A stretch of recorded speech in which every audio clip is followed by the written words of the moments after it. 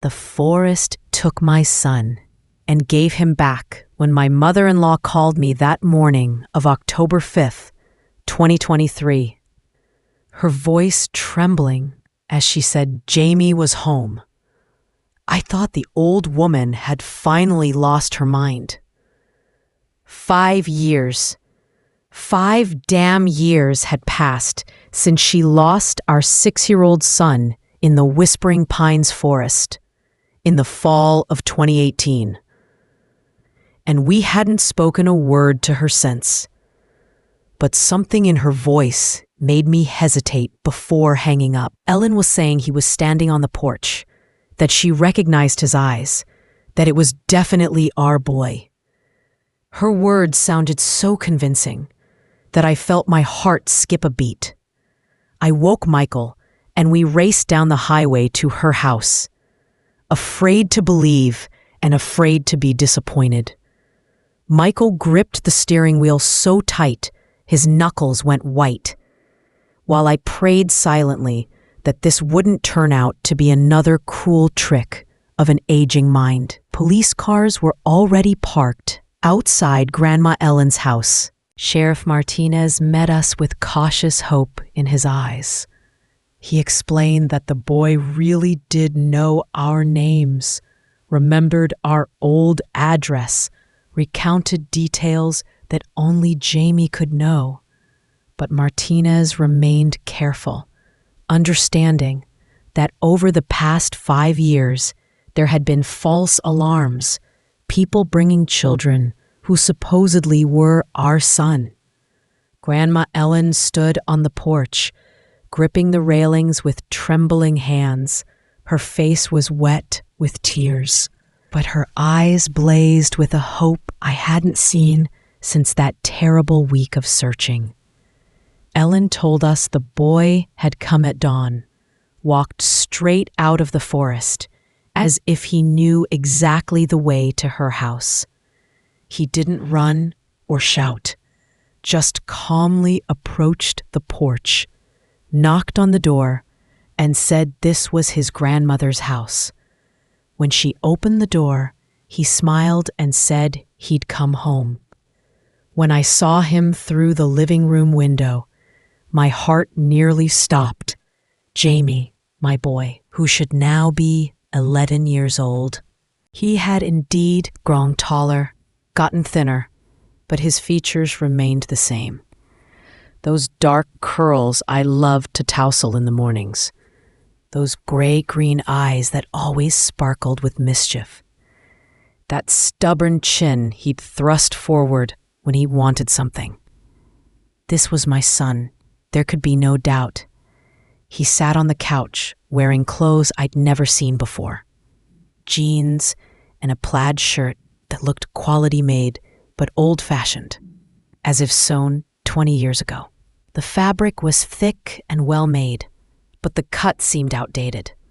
On his feet were leather boots, obviously handmade, with rough but neat stitching. On the inside of the shirt collar, I noticed initials and a date embroidered in neat handwriting, MH 2001. When he saw me, he didn't rush into my arms like he used to at 6 years old. He rose from the couch slowly, almost ceremoniously, looking at me attentively, studying me. In his gaze was a new seriousness, a wisdom that doesn't exist in ordinary 11-year-olds. When I hugged him, he hugged me back, but restrainedly, like an adult controlling his emotions. I could smell the forest on him. Pine needles, campfire smoke, and something else. Something ancient, like old earth after rain. Michael stood in the doorway, unable to believe what was happening. His face reflected the same mixture of joy and bewilderment that I felt. We both understood that our son had returned, but returned changed. This was Jamie, but a different Jamie, as if in those 5 years he hadn't just grown, but had become a completely different person. That autumn day in 2018, when we lost Jamie began like any ordinary trip to Grandma's. He was 6 years old and loved exploring the area around her house on the edge of Whispering Pines Forest. This was one of his favorite places in the world. Ellen often took her grandson on walks along forest trails, showing him plants and animals, telling him stories about how she herself grew up in these parts. There were well-worn, safe routes that locals had walked for decades. On that fateful day, they went to the old oak tree half a mile from the house, to a tree that Javy especially loved. There was a small clearing there where sweet grass grew that rabbits liked to eat, and Jamie could watch these fluffy creatures for hours. Ellen sat down to rest on a fallen log while Jamie played nearby, collecting acorns he wanted to plant in her yard. Grandma turned away for a minute to pick berries from a wild blackberry bush she planned to dry for winter. It was just a minute, maybe even less. When she turned back, her grandson was gone. Ellen began shouting his name, searching all the nearby bushes and trees. She knew that Jamie sometimes liked to hide to scare her, then jump out with a yell. But minutes passed and the boy didn't appear. Panic began creeping into Grandma's heart. She widened her search, checking every tree a child could hide behind, every bush, every rock. Her voice became increasingly desperate as she called for her grandson. Then she ran to us in panic, barely able to string 2 words together from terror. We immediately began searching. Michael ran one way, I ran another. Ellen called the neighbors. By evening, local police had joined the search, and by the next morning, search and rescue teams from neighboring counties. Hundreds of volunteers combed through Whispering Pines Forest. People came from other towns to help find the missing boy. Search dogs tracked Jamie's scent from the clearing with the old oak to the very center of the forest, where trails branched out in different directions like rays of a star. But in the heart of the forest, the trail ended. It didn't gradually weaken, but simply stopped, as if the boy had risen into the air or dissolved into nothing. The dog handlers couldn't explain it. The dog circled in one spot, whined, and refused to go further. The FBI joined the case on the 3rd day of searching. Federal agents brought the most modern equipment, thermal imaging, ground-penetrating radar, even drones that were just coming into use then. Helicopters combed every acre of forest. Specialists checked every cave, every ravine, every tree hollow big enough for a child to hide in. Divers searched all water bodies within 10 miles, though Jamie could swim and had never been afraid of water. Jamie seemed to vanish from the face of the earth, leaving behind no trace, no clue about what might have happened to him. There were many theories: kidnapping, accident, wild animals, though these forests had no predators dangerous to humans. Every theory was investigated. Every one proved to be a dead end. Journalists turned our tragedy into a media sensation. At first, it was just local news, but gradually, the story of the missing 6-year-old spread across the country. Our photos were shown on evening news. Jamie's story was discussed on morning shows. We became that family with the missing child, the one people looked at with pity and curiosity at the same time. On one hand, media attention helped. More people knew Jamie's face. More eyes were looking for him across the country. We got calls from people in Texas and Maine, California and Florida, reporting they'd seen a boy who looked like our son. Every call gave hope. Every hope proved false. But there were dark sides to the fame. False hopes caused unbearable pain. People called in the middle of the night, reporting they'd seen Jamie at a mall 300 miles away, at an amusement park in another state, at a bus stop in an unfamiliar city. We raced to every such lead, hoping and fearing at the same time. Every time, it turned out to be someone else's child who just resembled our son. Worse than false hopes were the cruel pranks. There were psychopaths who called in the middle of the night, claiming they were holding our son, demanding ransom, or just mocking our pain. One sicko sent us a child's t-shirt soaked in red paint with a note saying this was all that remained of Jamie. Police found him a week later. Turned out it was a local drug addict who decided to have some fun at our expense. After a month, active official searches stopped. Police and FBI moved the case to cold status, though formally, the investigation continued. Volunteers still came on weekends for a while, but there were fewer and fewer of them. People have their own lives, their own problems, and they can't search for someone else's child forever. We continued searching on our own. Every weekend, we drove to Whispering Pines Forest, walked the same trails where we'd last seen our son. We shouted his name until our voices gave out, put up new flyers to replace those blown away by wind or washed away by rain. Michael studied every tree within 5 miles of where Jamie disappeared. I knew every stone, every bend in the trail by heart. But gradually, we too began to understand that we would never see our son again. There was no body to bury, no period we could put at the end of this story. Jamie had simply vanished, leaving behind a void that grew more painful each day. I blamed Ellen. I understood it was unfair, that accidents happen, that no one was to blame for what occurred. But emotionally, I couldn't forgive her for that minute of inattention. If she hadn't been distracted by the berries, if she'd watched her grandson more carefully, if she hadn't let him play so close to the thick forest, these what-ifs ate at me from inside like acid. Michael also blamed his mother-in-law, though he spoke about it less often. He threw himself into work, took weekend jobs, stayed late at the office.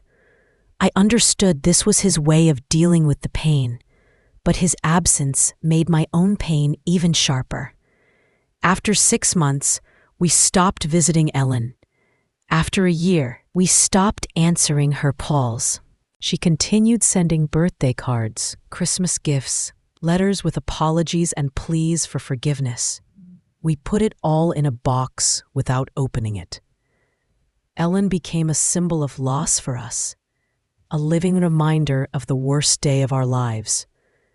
My mother-in-law became a stranger, the woman who had lost our only child.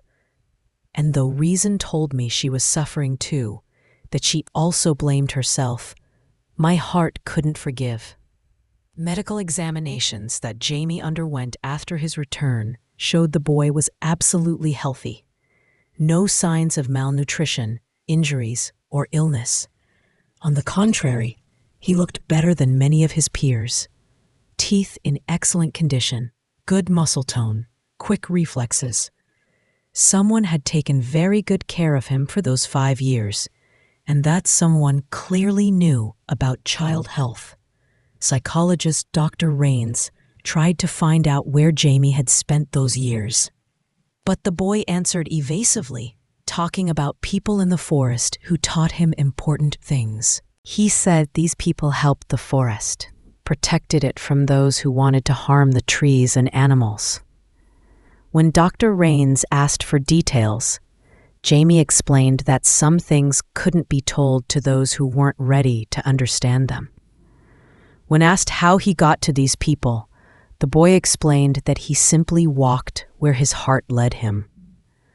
that when he got lost in the forest that day, he felt a strange pull to go deeper and deeper between the trees, that the forest seemed to call him, show him the way, even when he didn't understand where he was going, that it was like a dream, but a waking dream.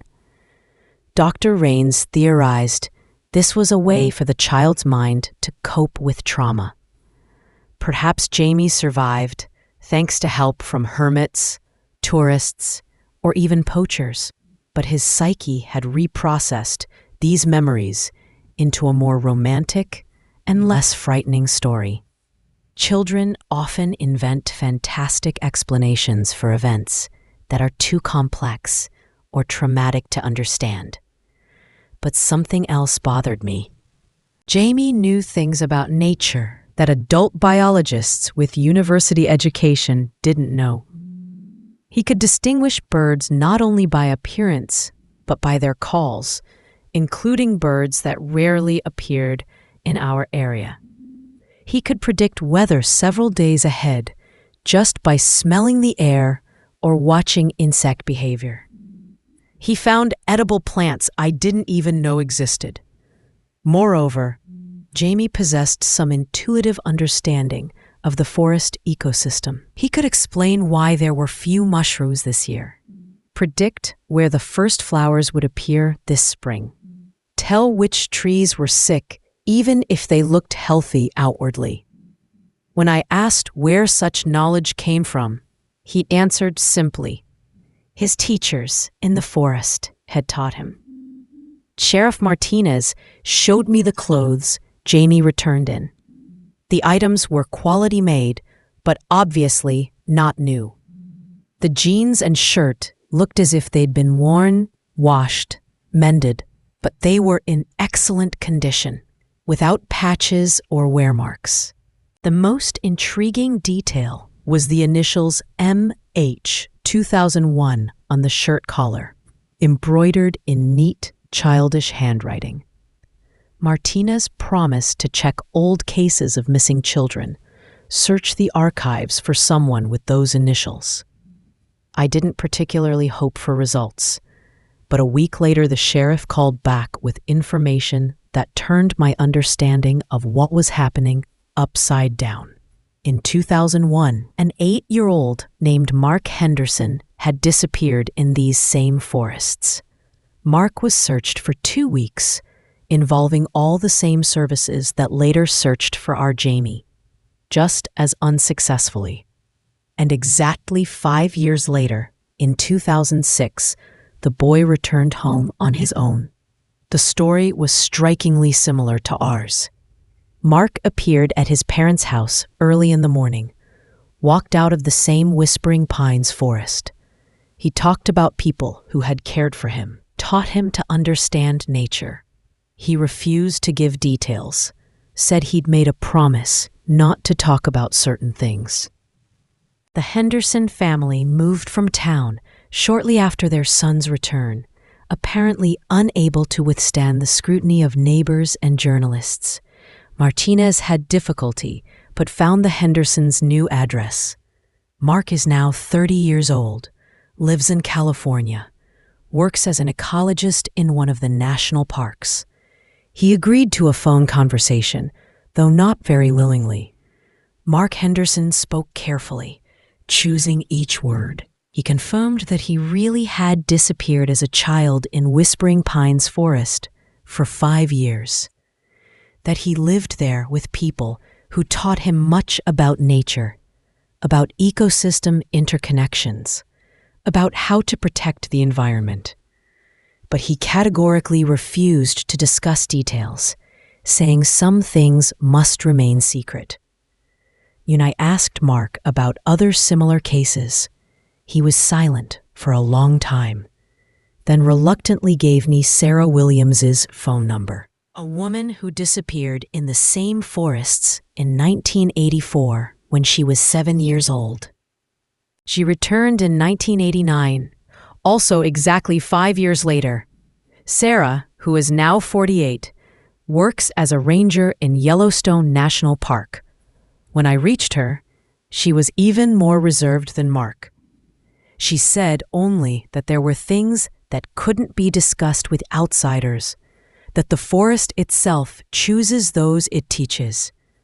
But when I told her about Jamie, when I explained that we just wanted to understand what was happening to our son, Sarah softened and agreed to meet.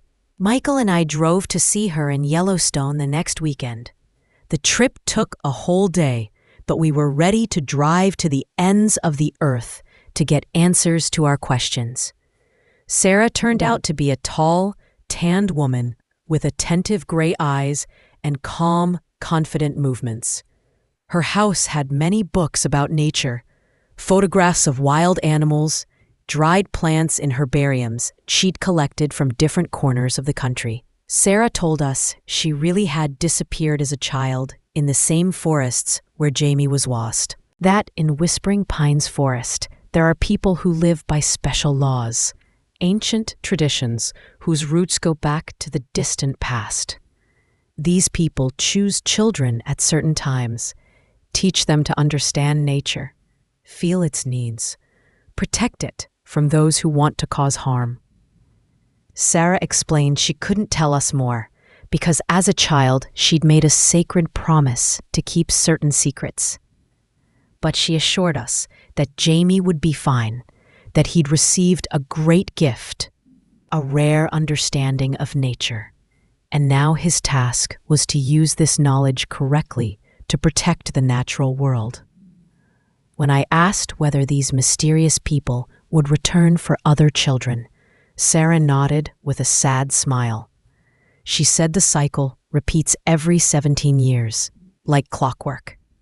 The next time would be in 2035, and then another family would experience what we had. Michael asked if there was any way to protect children, prevent future disappearances. Sarah shook her head sadly. She explained that the forest only calls those children who are truly needed, who have a special connection with nature. That resisting this call is not only useless, but wrong, because the world needs such protectors. Before we left, Sarah gave me her direct phone number. She said to call if Jamie had problems adapting to ordinary life, if it was hard for him to combine the knowledge he'd received in the forest with the demands of the modern world. She added that all of them, the forest children, had gone through similar difficulties, and mutual support was very important. Returning home, I began my own thorough investigation. I spent days in the local library, combing through old newspaper archives, studying police reports I managed to obtain, talking with old-timers who had lived in these parts for decades. Gradually, an incredible but clear picture began to emerge. Children really did disappear in Whispering Pines Forest with surprising regularity. But before the development of modern communication technology and computer statistics, no one paid attention to patterns. Each case was considered a separate incident, a tragic accident that could happen to any family. 1950, 7-year-old Tommy White from a farming family disappeared, found 5 years later with a story about kind people in the forest. 1967, 9-year-old Elizabeth Green, daughter of the local doctor, vanished. Returned in 1972, later became a veterinarian. 1984, our acquaintance, Sarah Williams. 2001, Mark Henderson. 2018, our Jamie. Exactly 17 years between cases. No more, no less. Always children between 6 and 10 years old. Always disappeared alone, at moments when adults were distracted. Always returned, exactly 5 years later, with similar stories about mysterious people in the forest who taught them to understand nature. I managed to find Tommy White's coordinates. He's now 82 years old, still owns an organic farm in Oregon, grows organic products without using chemicals. Elizabeth Green became a veterinarian, as I already knew, and specializes in treating wild animals, working with nature reserves across the country. All of them, without exception, refused to discuss details of their time in the forest. All worked in fields somehow connected to protecting nature. All spoke of some sacred promise they'd made as children, an oath to keep certain secrets until the end of their lives. Gradually, I understood that my son had become part of something much larger than just a group of people living in the forest.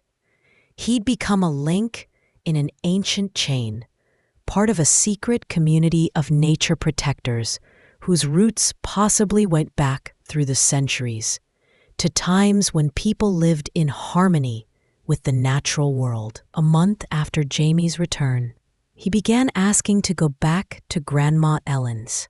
He said he wanted to live closer to the forest, but it was hard for him to breathe in the sea, that he physically missed the trees, the smell of pine, the sounds of the forest. The boy explained he felt like a fish thrown onto shore, that he needed closeness to nature. Michael and I categorically refused to even discuss this possibility.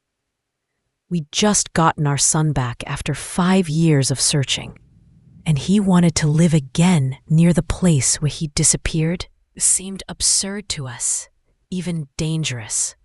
What if those people who'd held him tried to take him again?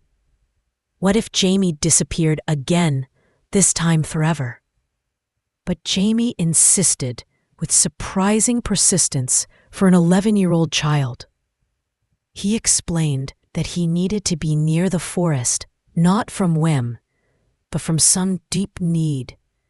He said he had responsibilities he couldn't ignore, work entrusted to him by the people who'd taught him to understand nature. The boy claimed he couldn't just forget everything he'd been taught for 5 years and live an ordinary city life. When we continued to refuse, Jamie began getting sick. And this wasn't simulation or childish tantrums.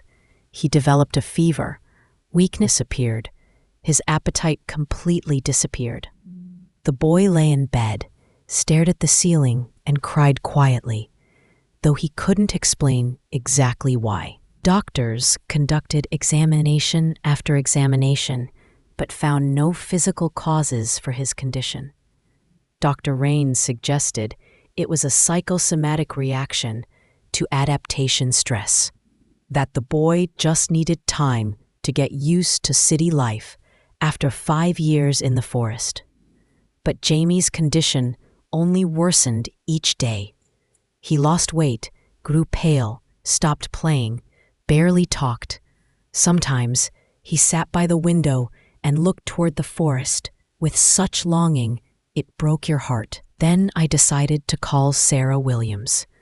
I told her about my son's problems, his illness, how he begged to return to the forest. Sarah listened carefully and sighed with understanding.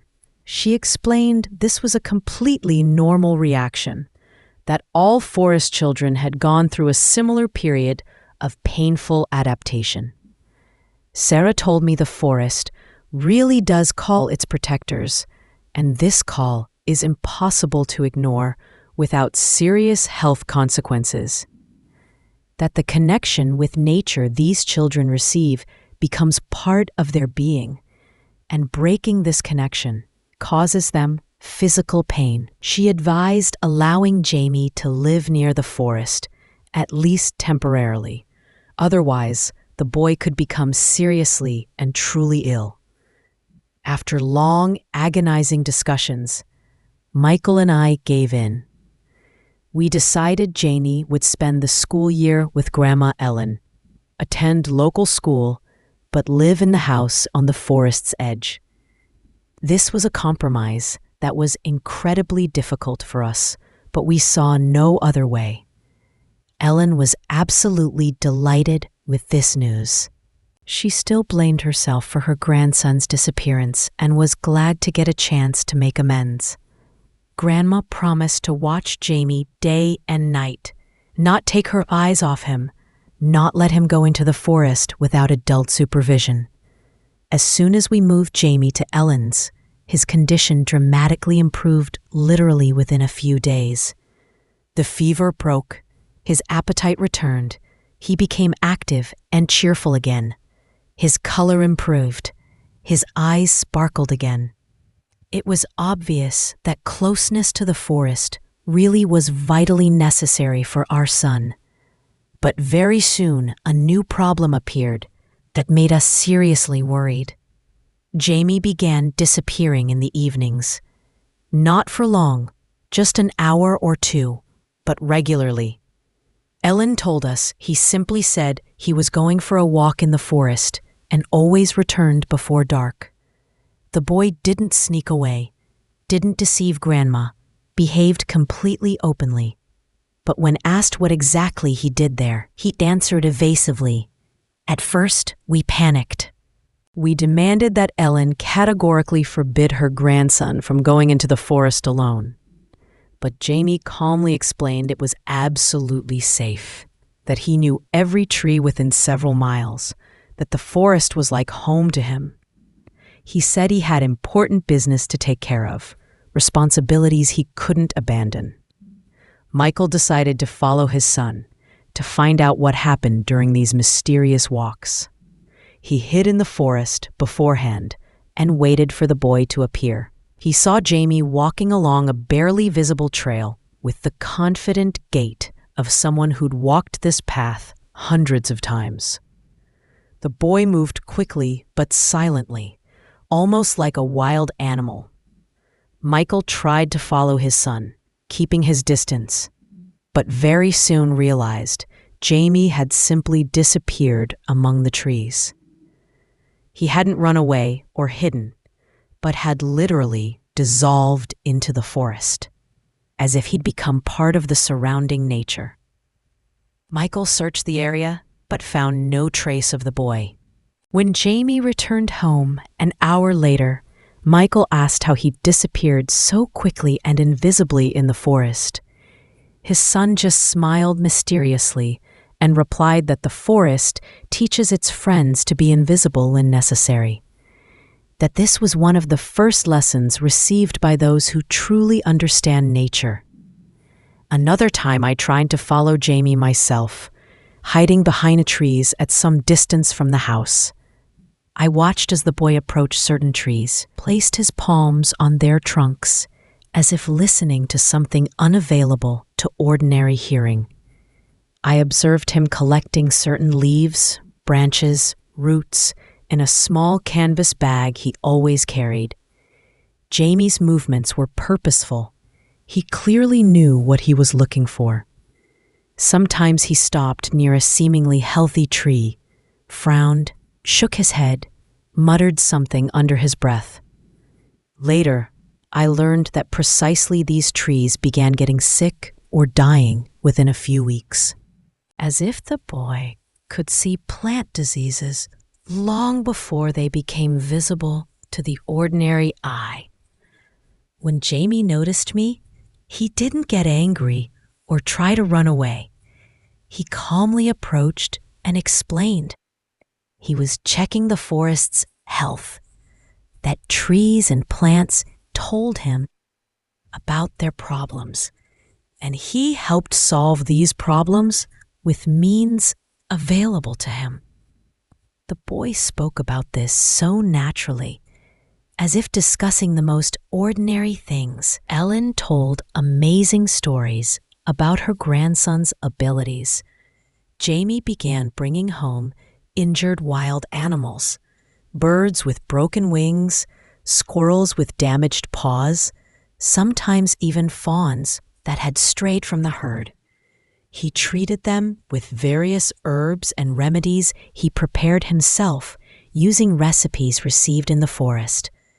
The animals recovered much faster than could be expected by all laws of veterinary medicine. Birds with fractures began flying within days instead of weeks. Squirrels, its serious injuries, returned to normal life, literally before your eyes. Most amazing was that wild animals weren't afraid of Jamie at all, as if they sensed a friend and protector in him. Gradually, local residents learned about the boy's unusual abilities. They began bringing sick domestic animals to Ellen's. Cats, dogs, even a neighbor's cow that couldn't give birth.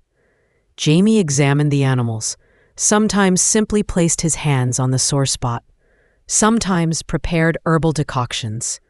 His recommendations almost always worked, and the effect was quick and lasting. At the local school, teachers began noting Jamie's unusual knowledge about nature. In biology class, he could tell about animal behavior with details not found in any textbook. In geography, he explained features of the local climate and terrain with the accuracy of a scientist who'd conducted research here for years. Everyone was particularly amazed when Jamie predicted a severe thunderstorm 3 days before it began. He told the teacher that trees were warning about approaching bad weather, that birds were behaving restlessly, and insects were hiding deeper than usual. Meteorologists at the time weren't forecasting any precipitation, but exactly 3 days later, one of the strongest storms in recent years broke out. In geography class, Jamie told about underground rivers that weren't on any official map of the area. The teacher decided to check his words and contacted the Geological Service. It turned out that exactly in the places the boy had indicated, underground waterways had recently been discovered, but information about this hadn't yet become publicly available. When I asked Jamie where he got such amazing knowledge, he answered simply and naturally. His teachers in the forest had taught him that understanding nature was part of his work, his destiny, his responsibility to the world. The boy spoke about this without a shadow of doubt, with confidence that couldn't result from childish fantasies. The school psychologist theorized that Jamie possessed phenomenal intuition and observational skills, that 5 years of life in close contact with wild nature had developed abilities in him that usually lie dormant in city children cut off from the natural world.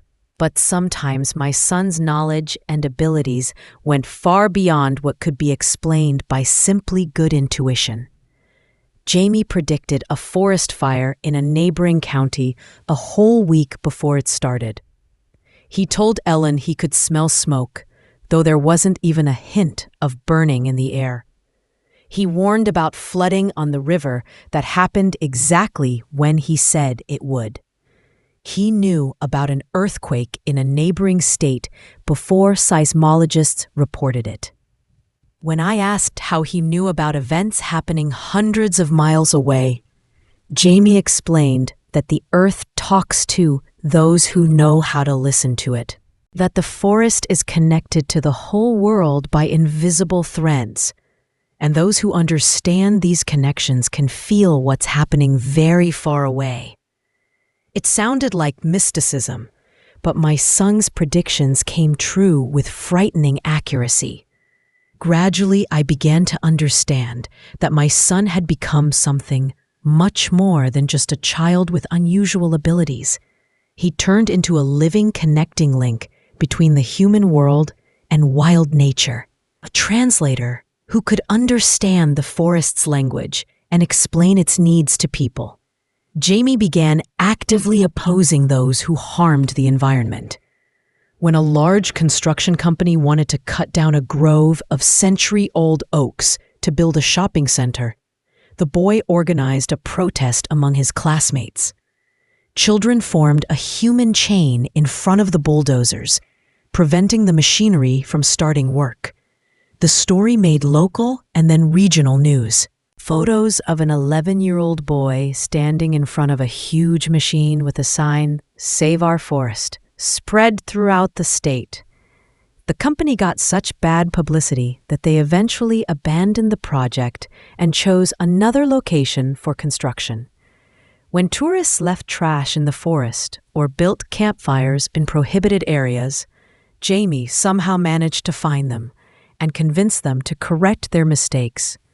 Not with threats or scandals, but simply talked to people so persuasively that they felt ashamed of their behavior and voluntarily cleaned up after themselves. Local poachers began avoiding areas where my son often walked. They told each other that in these places, game behaved aggressively. Traps somehow didn't work, and guns misfired. Some told strange stories about how wild animals seemed to warn each other of danger when poachers appeared in the forest.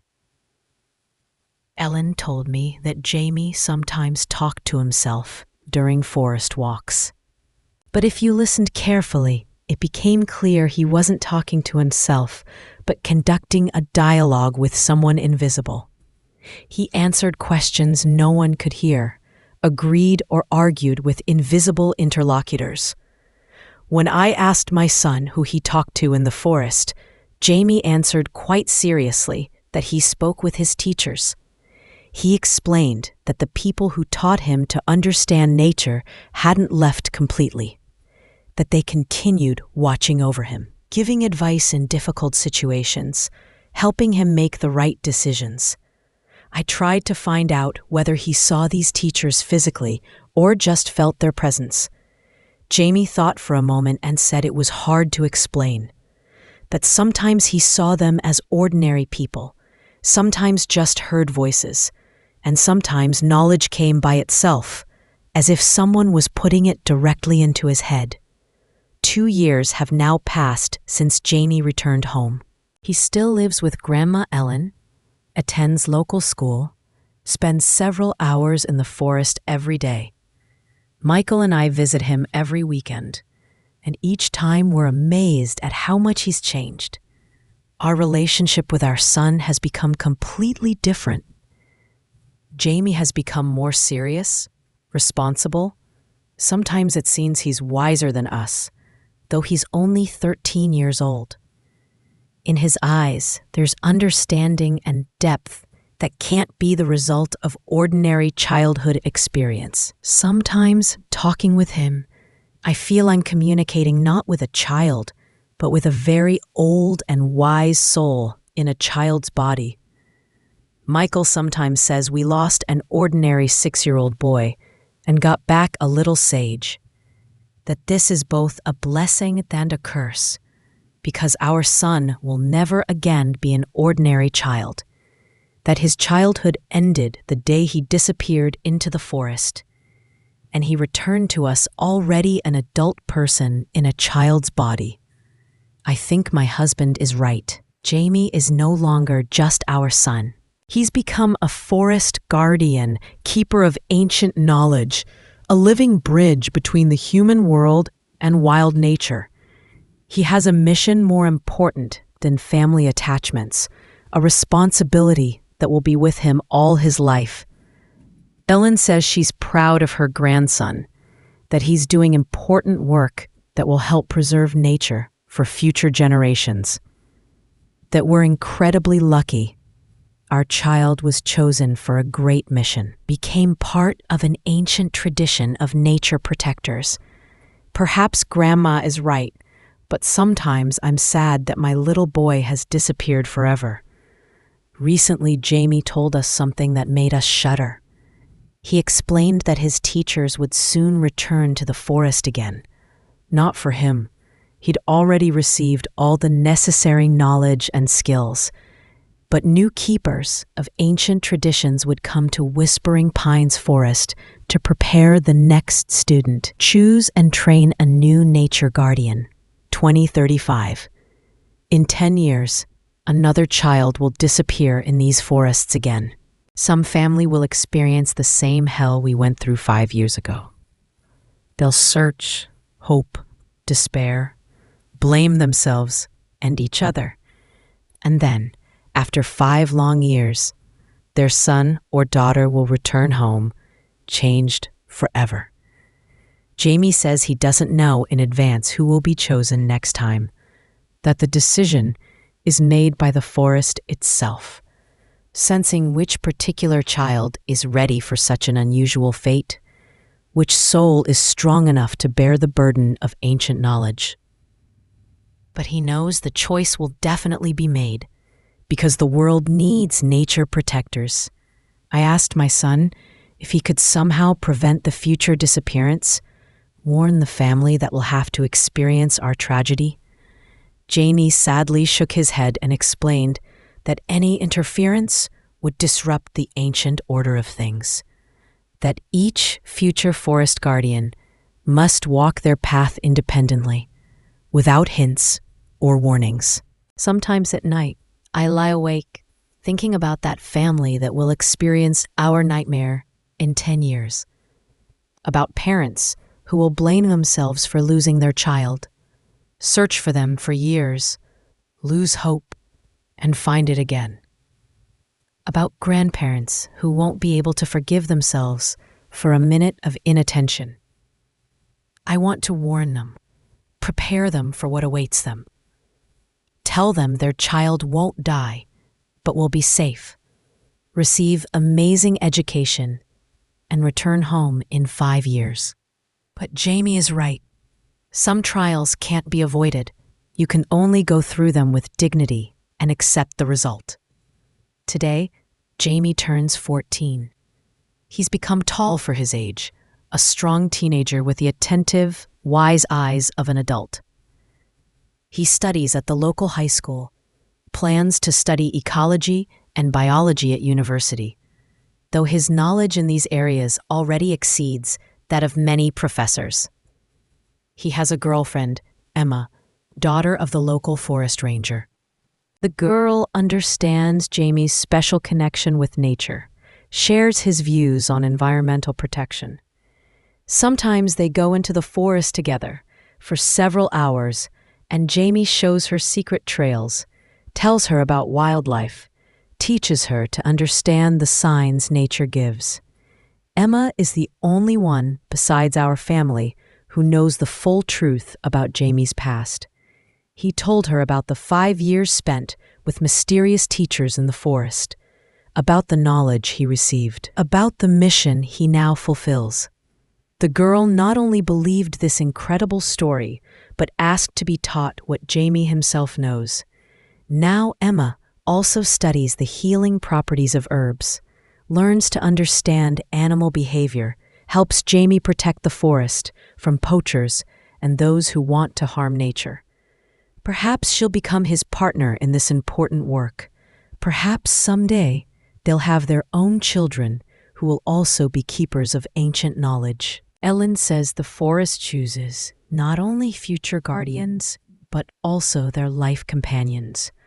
That Emma's appearance in Jamie's life right now isn't coincidence, but part of a bigger plan. That the girl also has a special connection with nature. It just manifested differently. I think Grandma is right. In the 2 years Emma has known our family, I've seen how naturally she interacts with wild animals, how accurately she predicts weather changes, how easily she finds needed plants in the forest. She has the same gift as Jamie, just less developed. 7 years have now passed since we lost an ordinary 6-year-old boy and got back a young forest guardian. I no longer try to understand the logic of what's happening. Don't look for rational explanations for what goes beyond ordinary experience. I simply accept it as given, as part of our new reality.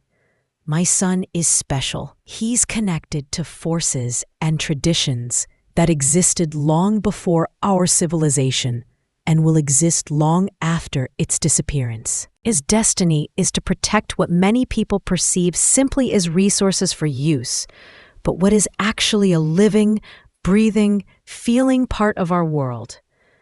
Sometimes I envy mothers of ordinary children, those who worry about school grades and teenage problems, not ancient secrets and mystical missions. Those whose children dream of becoming doctors or engineers, not forest guardians. But more often, I'm proud of Jamie. He's become a person who truly makes the world better, who understands nature deeper than any scientist, who bears responsibility for preserving what can't be replaced or restored. My son is hope for future generations, a bridge between past and future. Ellen has lived near Whispering Pines Forest for more than 70 years. She says that during Jamie's time living with her, the forest has become healthier, stronger, more beautiful, that there are noticeably more wild animals, plants look brighter and stronger, and the air has become cleaner, as if the presence of the young guardian really does heal nature. Perhaps that's how it is. Perhaps those ancient knowledge my son received really do allow him to heal the earth, help it recover from the harm caused by people. Perhaps in a few decades, Whispering Pines Forest will become one of the healthiest and most beautiful places in the country. And for now, we live day by day, accepting our unusual reality. Jamie continues studying at school, dating Emma, helping local residents solve problems with animals and plants. Every day, he goes into the forest for several hours, performing his mysterious work as nature's guardian. We no longer try to find out details of what he does there. We understand that some secrets must remain secrets, that there's knowledge not intended for ordinary people. We simply rejoice that our son is alive, healthy, and happy in his unusual role. And we prepare for the day when another cry for help will sound in Whispering Pines Forest, when another family experiences our nightmare. Perhaps then we can help them, support them, explain that their child is safe, even if they don't understand it. Perhaps that's exactly what our own mission is, to be a bridge between the world of ordinary people and the world of forest guardians, to help other families survive what we survived, because the cycle will continue, and the forest will choose new protectors as long as nature itself exists. And my son Jamie will be one of those who help preserve this world for future generations. And I'm proud of him, despite all the fears and doubts, because he became who he was meant to be, a protector of what really matters. The other day, as I was helping Ellen tend her garden, I noticed something that made my heart skip a beat. A small sapling had sprouted near the old oak tree where Jamie used to play as a 6-year-old. But this wasn't just any tree. Its leaves shimmered with an unusual silver-green color I'd never seen before, and its bark had intricate patterns that seemed almost deliberate. When I asked Jamie about it later, he just smiled, that knowing smile he'd developed since his return. He told me some trees are special, that they grow only where the earth has been blessed by those who truly understand it, that this particular sapling would grow to be a beacon for future guardians, a sign that this place remains under protection. I realized then that my son's influence on the forest was more profound than I'd imagined. He wasn't just protecting what was already there. He was nurturing something new, something that would outlast us all. Emma has become like a daughter to us over these past 2 years. She spends most weekends at Ellen's house, helping with the animals Jamie treats, learning the subtle arts of forest communication. Michael has grown fond of her quiet intelligence and the way she listens so intently when Jamie explains the forest's moods. Last month, Emma's father, Ranger Davis, told us something interesting. Wildlife populations in the section of forest around Ellen's house have increased dramatically. Bird counts are up 40%, and several species that hadn't been seen in the area for decades have returned. There's been no poaching incidents in 2 years, and even the usual problems with illegal dumping have stopped. The scientific community is baffled. Some researchers want to study the area, but every time they set up equipment, it mysteriously malfunctions. Cameras stop working, recording devices go silent, and GPS units give impossible readings. Jamie just shrugs when we ask about it, saying the forest values its privacy. Ellen's health has improved remarkably since Jamie came to live with her. At 78, she moves like a woman 20 years younger. Her arthritis, which used to keep her awake at night, has virtually disappeared. Her doctor calls it miraculous. But Ellen just winks and says fresh forest air works wonders. I suspect it's more than fresh air. I've seen Jamie place his hands on Ellen's shoulders when her back aches, watched her pain melt away under his touch. He never acknowledges it directly, but the healing extends beyond just wild animals. Michael has started joining us on our weekend visits more enthusiastically. At first, I thought he was just checking up on Jamie, making sure our son was really safe. But I've noticed him having long conversations with Ellen about her childhood in these forests, asking questions about local history and folklore that he's never shown interest in before. Last weekend, I found Michael sitting alone by the old oak tree, just listening to the wind in the leaves. When I asked what he was doing, he said he was trying to understand what Jamie hears when he talks about the forest speaking. He admitted he's never felt the connection our son describes, but he's beginning to sense something. A presence, a watchfulness, a sense of belonging that he'd never experienced in the city. The approaching 2035 date weighs on all of us, though we don't speak of it often. Sometimes I catch Ellen staring into the forest with a worried expression, and I know she's thinking about another family that will soon face what we faced. Another grandmother who might blame herself, another child who will disappear into the green depths for 5 transformative years. Jamie seems less troubled by the approaching cycle. He says it's natural, necessary, part of something larger than any individual family's pain. But I've noticed him spending more time teaching Emma, as if he wants to ensure there's someone else who understands, someone who can help when the time comes. The local community has begun to change in subtle ways since Jamie's return. There's been a shift in how people treat the forest.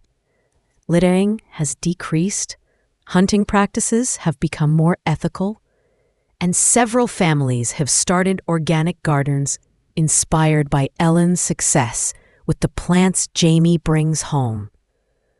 Dr. Martinez, who treated some of the animals Jamie healed, has become quietly supportive of what he calls alternative veterinary approaches.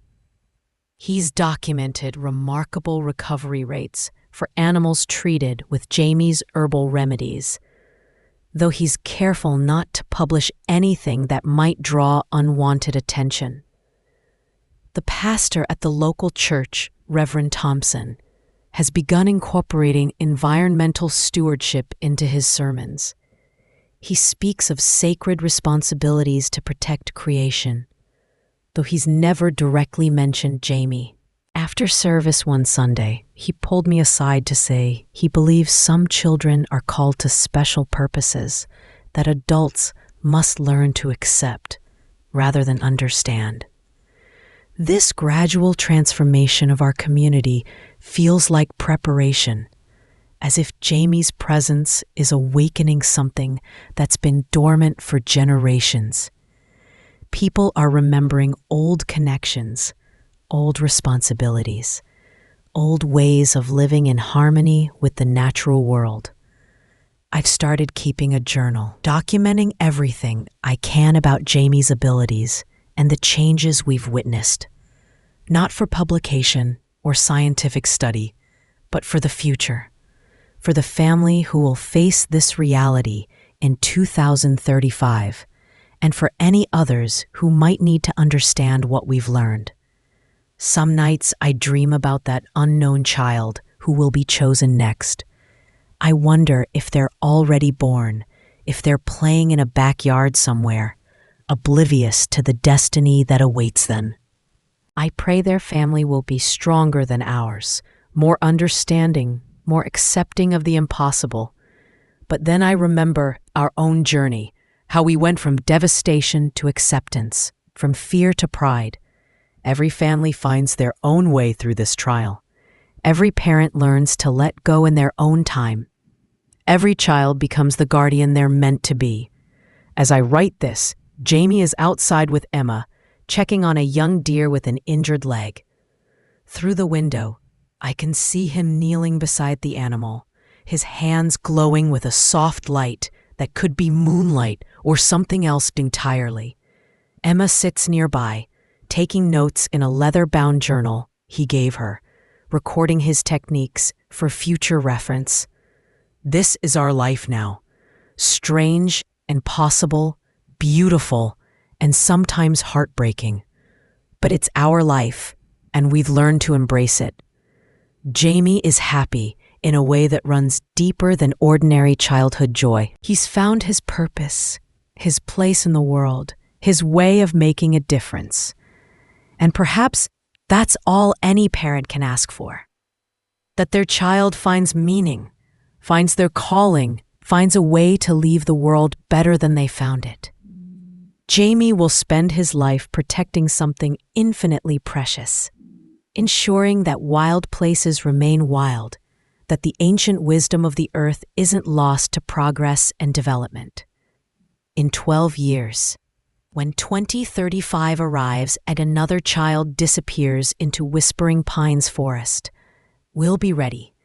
We'll help that family navigate the impossible, just as Sarah Williams helped us. We'll be the bridge between the world of the lost and the world of the found. Until then, we'll cherish these quiet years, these ordinary moments that feel extraordinary because we know how close we came to losing them forever. Every evening Jamie spends in the forest, every animal he heals, every lesson he teaches Emma, these are gifts we never expected to receive. The cycle will continue. The forest will choose its guardians, and somewhere in the green depths of Whispering Pines, ancient knowledge will be passed from one generation to the next, ensuring that the voice of the wild will never be silenced. My son has become part of something eternal, and I wouldn't change it for anything in the world.